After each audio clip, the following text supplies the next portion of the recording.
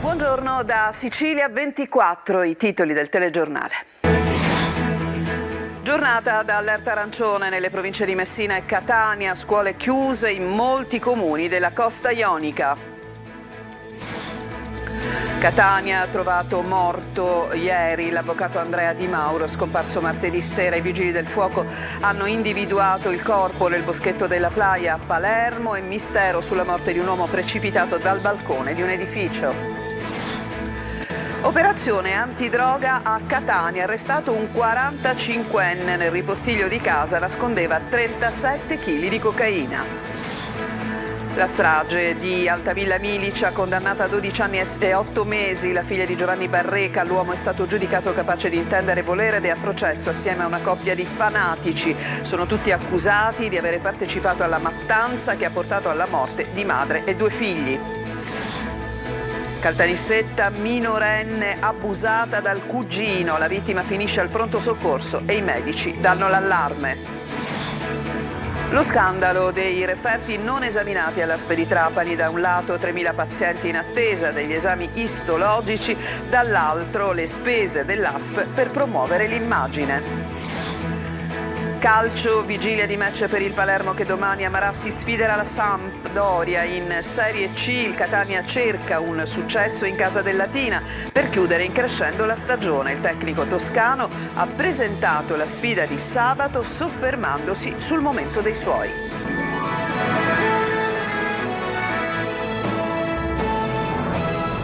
Bentrovati, apriamo questo telegiornale occupandoci quest'oggi del maltempo che sta imperversando in particolare sulla Sicilia nord-orientale. Le province di Messina e Catania sono particolarmente toccate da questa ondata, questa nuova ondata di maltempo.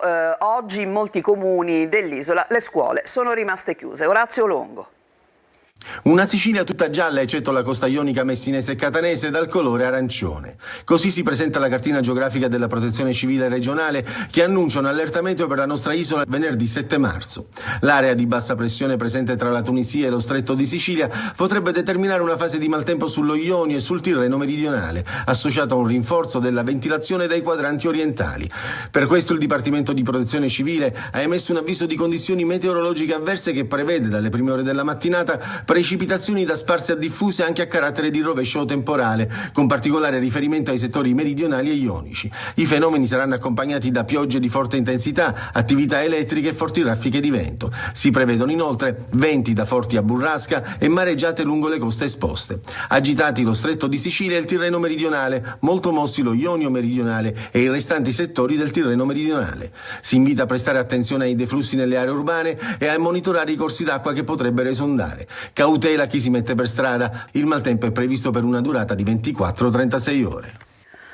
Dopo 2 giorni di ricerche è stato rintracciato ieri alla Playa il cadavere di Andrea Di Mauro, l'avvocato scomparso a Catania. L'autopsia chiarirà cosa è accaduto. Luca Ciliberti. L'ultima traccia che abbiamo di tuo fratello, questo è il suo motorino? Esatto, il suo motorino che è parcheggiato il giorno della scomparsa. E la cosa fondamentale per noi è cercare di capire dove si sia diretto dopo. Pochi minuti dopo questo appello il telefono di Daniele squilla, la sua espressione del volto cambia.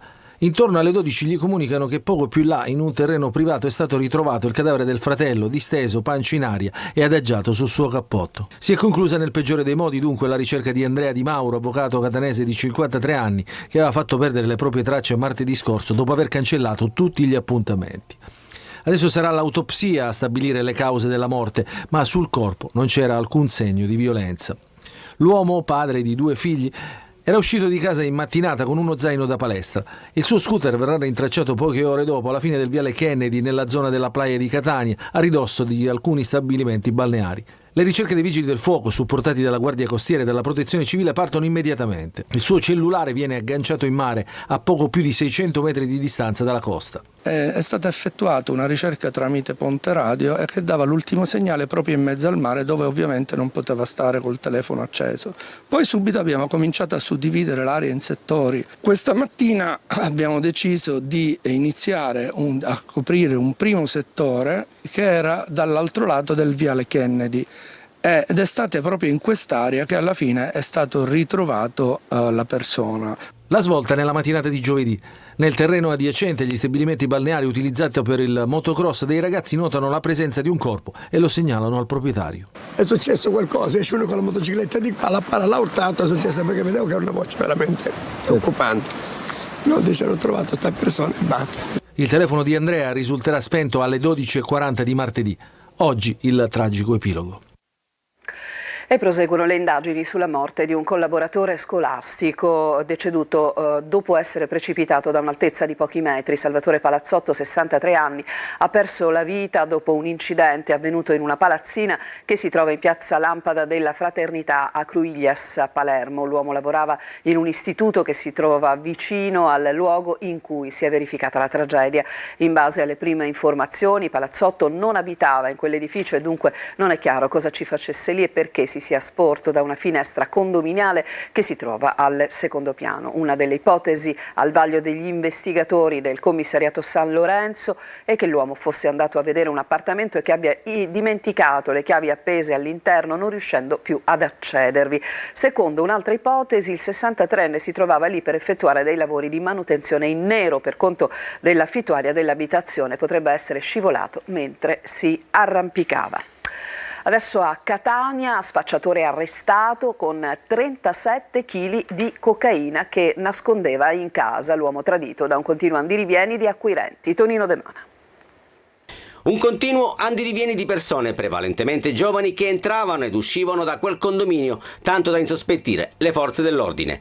In un'operazione antidroga effettuata a Catania, i falchi della polizia hanno arrestato un uomo di 45 anni accusato di detenzione ai fini di spaccio di sostanze stupefacenti. Il blitz è scattato dopo una serie di appostamenti che si sono concentrati su un inquilino dell'ultimo piano dello stabile. I poliziotti della squadra mobile hanno atteso che uscisse di casa, lo hanno fermato e l'hanno trovato in possesso di un panetto di cocaina dal peso di 1 chilo. Durante una successiva perquisizione nella sua abitazione, gli agenti in un baule del ripostiglio hanno trovato altri panetti di cocaina per un peso complessivo di 37 kg, alcuni confezionati in modo identico a quello sequestrato poco prima. L'uomo è stato rinchiuso in carcere a disposizione dell'autorità giudiziaria.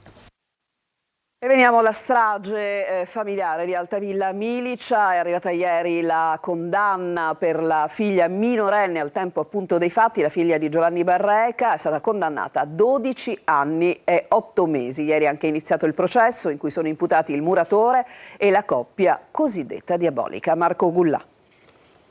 12 anni e 8 mesi di reclusione per la 17enne che insieme al padre Giovanni Barreca e a una coppia di fanatici religiosi ha ucciso la madre Antonella Salamone e i 2 fratellini durante un folle rito di liberazione dal demonio. È la prima sentenza sulla strage di Altavilla Milicia di un anno fa. La ragazza era accusata di omicidio plurimo aggravato e occultamento di cadavere. Contestualmente è iniziato anche il processo a Giovanni Barreca, principale imputato della mattanza di Altavilla. L'uomo è capace di intendere e di volere, lo ha stabilito la Corte di Assise di Palermo, che ha quindi respinto l'istanza di dichiarazione di non doversi procedere per infermità mentale presentata dal legale dell'imputato. Ha dei momenti di lucidità in cui ritorna a pensare a quello che è successo? Ha dei momenti di lucidità, però sono sempre caratterizzati da un delirio costante, per cui non so se si può parlare di lucidità nel senso più pieno del termine. Diciamo è una vicenda, è una questione un pochettino mentale e dunque un problema medico. Sotto processo anche Sabrina Fina e Massimo Carendente, la coppia diabolica. La donna nel corso dell'udienza ha reso delle dichiarazioni spontanee. Non ho mai ucciso nessuno, amo i bambini, gli animali e i disabili. Una persona incastrata che è andata lì per portare bene, per portare pace, come è la sua indole pacifica, e si è trovata all'improvviso una situazione derivata, una derivata di un femminicidio derivato e conseguenziale, che lei non ha partecipato né moralmente né materialmente. La donna adesso accusa anche il compagno. Ho chiesto a Carendente di non mettermi in mezzo, ma mi ha costretto a partecipare perché se non avessi preso parte alle preghiere avrei tradito Dio. La polizia di Caltanissetta ha arrestato un 20enne per violenza su una minore. Ad abusare la ragazza il cugino. Il servizio di Rita Cinardi. Una violenza sessuale ai danni di una ragazzina che non ha ancora compiuto i 18 anni, consumata tra le mura domestiche. È quanto hanno scoperto i poliziotti della squadra mobile di Caltanissetta, che hanno eseguito un'ordinanza applicativa di misura cautelare emessa dal GIP del Tribunale su richiesta della Procura della Repubblica nei confronti di un 20enne nisseno per il reato di violenza sessuale su minore. I fatti risalgono allo scorso mese di gennaio e sarebbero avvenuti all'interno dell'abitazione della ragazza. A violentarla sarebbe stato il cugino. Le indagini sono scattate qualche giorno dopo su segnalazione dei medici di un presidio ospedaliero della provincia di Caltanissetta, dopo che la giovane vittima di violenza si era recata in pronto soccorso per essere sottoposta a visita medica. L'arrestato, dopo la notifica degli atti, è stato condotto dai poliziotti agli arresti domiciliari con applicazione del braccialetto elettronico. Sul caso non sono emersi ulteriori particolari proprio per tutelare la vittima di violenza ancora minorenne.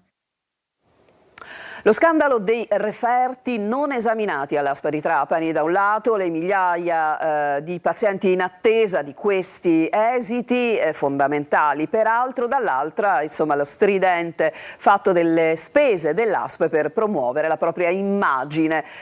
Sentiamo il servizio. L'assessorato regionale alla salute ha già concluso l'ispezione all'ASP di Trapani. I numeri dell'emergenza sulla refertazione degli esami istologici in attesa sono davvero gravi. Rimangono da refertare 1.405 campioni del 2024 e 1.908 del 2025, quindi 3.300 campioni. Si tratta di una vera corsa contro il tempo, data di scadenza fissata entro il 14 marzo prossimo, così per venire incontro alle esigenze dei pazienti che attendono da mesi questi fondamentali esami per iniziare la loro terapia. Ad esaminare i vetrini saranno anche le ASP di Palermo, Catania, Caltanissetta, poi Villa Rosina, Cervello, Civico, Fondazione Giglio e Policlinico di Palermo. E mentre i ritardi si accumulavano e i pazienti attendevano, l'ASP di Trapani dal 24 luglio e fino alla fine dell'anno ha investito 100.000 euro per promuovere la sua immagine. E intanto l'onorevole Davide Faraone, vicepresidente di Italia Viva, solleva nuovi interrogativi a proposito dello scandalo che sta investendo l'ASP. A Trapani, dice, smarriti esami istologici e operazioni al buio. Io spero che i responsabili di questa tristissima vicenda vengano cacciati in fretta, perché l'idea che si debba aspettare 8 mesi per un esame istologico, il fatto che si siano smarriti degli esami istologici, che delle operazioni si possano essere fatte al buio, senza biopsia perché non c'erano gli esami istologici, sono roba da Burundi. E adesso ci fermiamo, c'è una pausa, torniamo tra poco.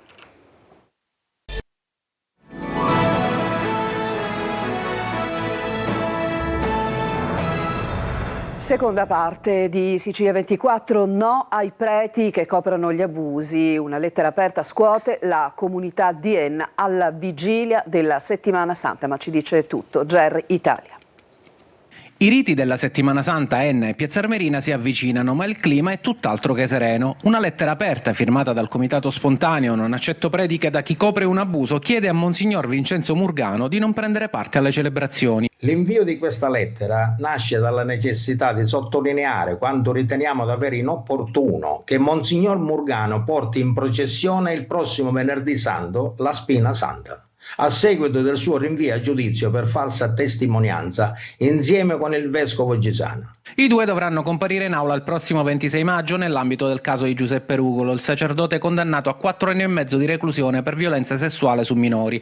Ma la questione non è solo legale. I firmatari denunciano il silenzio della Chiesa nei confronti delle vittime e il fatto che, nonostante le accuse, Murgano continui a presiedere le celebrazioni religiose, a volte persino scortato dalle forze dell'ordine. Una manifestazione di fede che non può permettersi la presenza di persone che, appartenendo alla Chiesa, non hanno mai mostrato alcuna sensibilità o vicinanza alle vittime di abusi e che ad oggi sono indagate per falsa testimonianza proprio in relazione alla copertura di abusi sessuali da parte di Don Giuseppe Rugolo. Nella lettera inviata anche al visitatore apostolico incaricato dal Papa, il vescovo di Gorizia Carlo Roberto Maria Radaelli, il comitato lancia un ultimo appello: per il bene della comunità, della Chiesa e della fede, Monsignor Murgano si faccia da parte.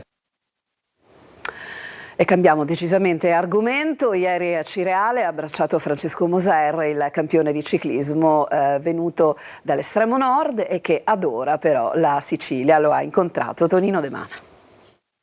Ha unito l'Italia da nord a sud, ha vinto tutto, dal Giro d'Italia alla Parigi-Roubaix, dalla Frecciavallone al Giro dell'Etna, passando per il campionato del mondo di ciclismo su strada a San Cristobal del 1977. Francesco Moser, soprannominato lo sceriffo per la capacità di gestire il gruppo durante la corsa, non ha perso lo smalto dei tempi migliori e soprattutto continua ad unire, attirando vecchie e nuove generazioni. Un campione è per sempre e da Cireale può fregiarsi di averlo nel suo libro d'onore. Ci onora per la sua storia non solo dal punto di vista agonistico, ciclistico, ma anche la sua storia personale, quello che ha trasmesso ai giovani, e riteniamo che sia il ciclista, come dire, più importante e soprattutto più legato alla nostra regione e al nostro territorio. A fare gli onori di casa Nicola D'Agostino, la cui famiglia ha avuto sempre un legame profondo con Moser. Ho avuto il piacere di conoscerlo, ho avuto il piacere anche di capire soprattutto il lato umano di questo campione, una leggenda del ciclismo che si è molto legata al nostro territorio.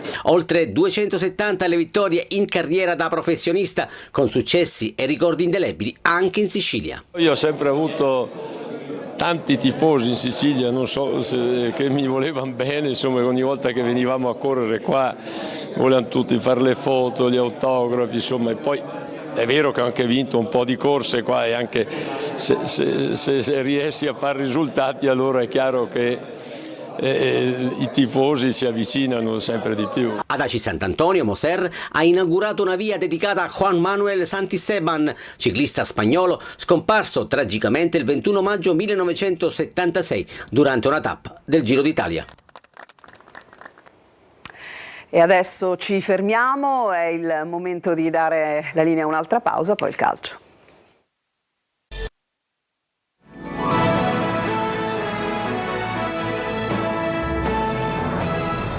Siamo al calcio, vigilia di match per il Palermo che domani a Marassi sfiderà la Sampdoria. Dionisi in sala stampa ha detto faremo una gran partita. Il servizio. È una di quelle sfide che in Serie A valeva anche la Champions League, due nobili decadute, così vengono definite Sampdoria e Palermo, che domani si sfideranno a Marassi alle 17:15. Andamento lento per i blucerchiati, lontani dalle posizioni che contano. I rosanero invece vengono da 2 vittorie consecutive e domani cercheranno per la prima volta in campionato il terzo successo di fila. Non c'è classifica che tenga, ora sono le motivazioni, la volontà, le qualità, poi è auspicabile mettere dentro la personalità che abbiamo nella partita prossima, poi non so dirti quanto riusciremo a fare. Io sono convinto che faremo partita vera e faremo partita per ottenere il massimo. Questo è quello che vogliamo fare, poi riuscirci dipende anche da noi, non solo da noi ma tanto da noi. Sarà una partita sicuramente molto diversa dalla partita dell'andata e sicuramente molto diversa dalla partita precedente.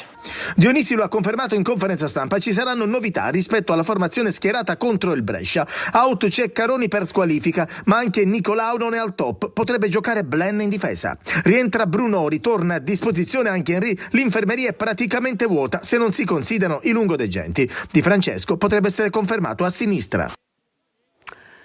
Il Catania, reduce da 3 pareggi consecutivi, cerca un acuto in casa del Latina per tentare il rilancio nella parte finale del campionato. Il servizio è di Marco Carli.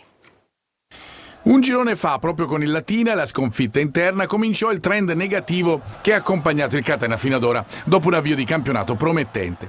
Adesso sarà di nuovo Latina, in casa dei neroazzurri, con gli etnei che cercano per l'ennesima volta di cambiare lo stato delle cose in campo, per sperare di essere protagonisti nei playoff e tentare di dare a questa stagione una logica, provando, almeno per quel che riguarda appunto il terreno di gioco, a riconquistare i tifosi. Situazione non facile perché l'emergenza continua, è quello di lavorare ogni giorno per portare in questo rush finale la squadra nel momento giusto, nelle condizioni migliori. Ci dispiace giocare in un clima così surreale perché fischiare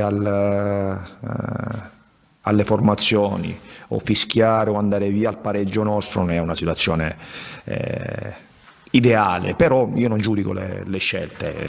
Il tecnico potrà contare su una settimana di lavoro in più di Di Gennaro e Lunetta e avrà qualche alternativa in più in attacco, dove mancherà ancora Inglese. Chi rientra sono Montalto, De Paoli, Ierardi dalla squalifica però c'ha un virus, è rimasto a casa oggi, quindi dobbiamo vedere domani. Gli indisponibili sono Beters, Celli, Dalmonte, Di Tacchio, Guglielmotti, Inglese, Sturaro e Anastasio che non si è allenato in questi 3 giorni, quindi domani vedremo il quadro generale della situazione. Era il nostro ultimo servizio per questa edizione di Sicilia 24, il telegiornale tornerà alle 14, vi lascio alla rassegna stampa curata da Emanuela Corsi, a tutti una buona giornata.